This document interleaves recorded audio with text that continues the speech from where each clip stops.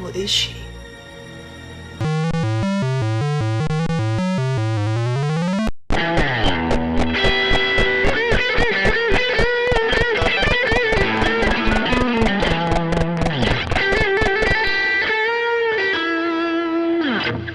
Hey film friends, I'm Nick Furman, this is Furman on Film. Welcome to the channel. Today's episode, we'll be reviewing Missing. If you're new to the channel, our format is simple. We'll start off with a quick synopsis, then move to some of my likes and dislikes before getting into my own original thoughts and some of the themes of the film. For those of you who know the deal, feel free to use the timestamps in the descriptions below. And of course, as always, please stay to the end to get our FOF rating out of 5 stars. Without further ado, this is Missing.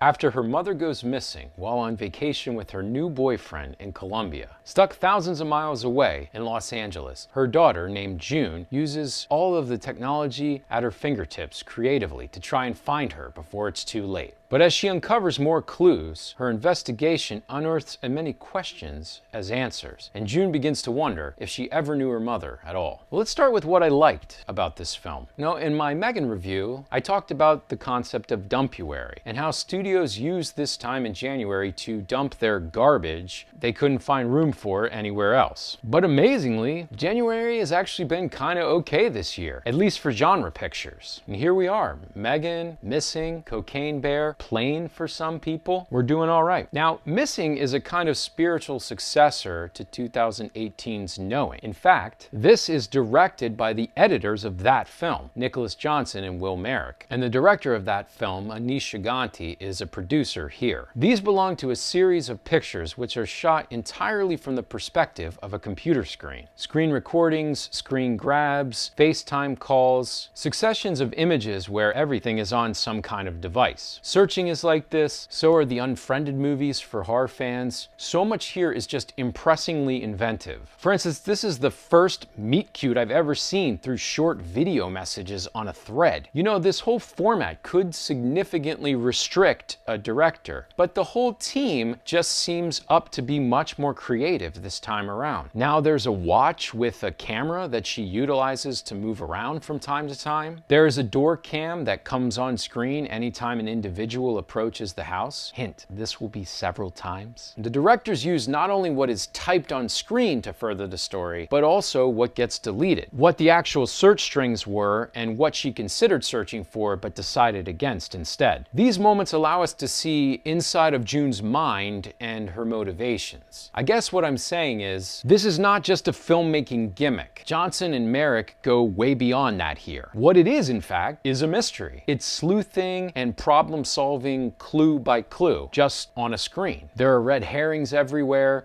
It's actually constructed like an old noir, only here she's the detective. And the mystery unfolds in real time because she is us. Storm Reid is a face, an emotion, an avatar for the audience. But she's also really sharp. She's ahead of us with several clues, but she's not actually a full-blown hacker. She gets passwords wrong, she employs trial and error, so it is, in a crazy way, kind of realistic what she's doing. What else is fantastic? Well, this story features twist upon twist upon twist. I had no idea where it was going. It was always surprising me. It always kept me guessing. It's fast-paced and moving and kinetic, so the danger of just having to stare at a screen for 90 minutes is alleviated. There are also some genuinely freaky moments where the score, the music in the background kind of matches these tense interactions on screen. And I think it goes without saying that the editing here is pretty unreal. Finally, the emotive touch between mother and daughter actually worked on me this time. And that's not always the case with techno thrillers. Okay, let's move on to just a few dislikes that I would point to here. Well, I said that Missing is much more of a gimmick, but it is still a visual contrivance after all. I just think that the ceiling is only so high for these types of films. You know, I asked myself, if this film was just made straightforward with its narrative and performances and twists, and we simply took the screens away, is it better or worse? I'm not sure. And just the fact that I have a lack of clarity on the answer to that question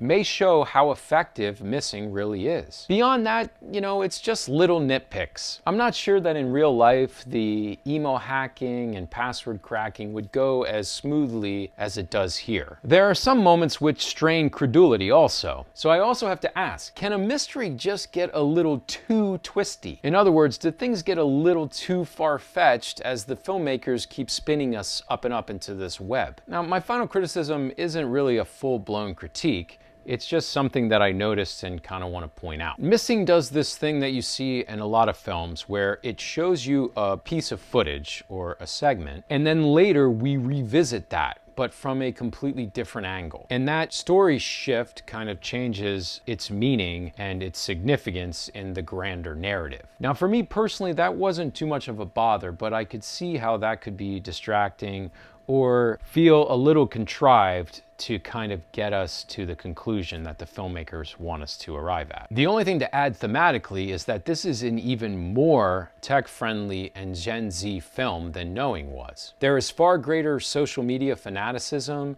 and cross-platforming on display here. I hope your brain comes ready for a lot of browser tabs. Beyond these things, it's a popcorn flick. Have a good time. Watch this all unfold at a frenzied pace. So what do we conclude? Well, I think the whole point of a mystery is, do we want to see what's coming next? Are we into the tension of unraveling the puzzle that's in front of us? If so, well then it's successful. If not, well then something is missing. Come on, dude. Like the title.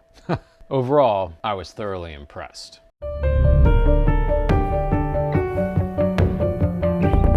Well, there you have it. The only thing left to discuss is our rating for this film. FOF gives Missing 3.8 out of 5 stars. If you enjoyed this review, please let us know by smashing that like button and subscribing to the channel. You can also hit that little notification bell so you get reminded each time we release a new video. I would love to hear your comments. Do you agree with our score? What was your rating? Please don't forget to head on over to FurmanOnFilm.com where you can explore our movie blog and check out written reviews, deep dives, and so much more content. Thanks for watching. I'm Nick Furman. This is Furman on Film. Stay firm, my friends.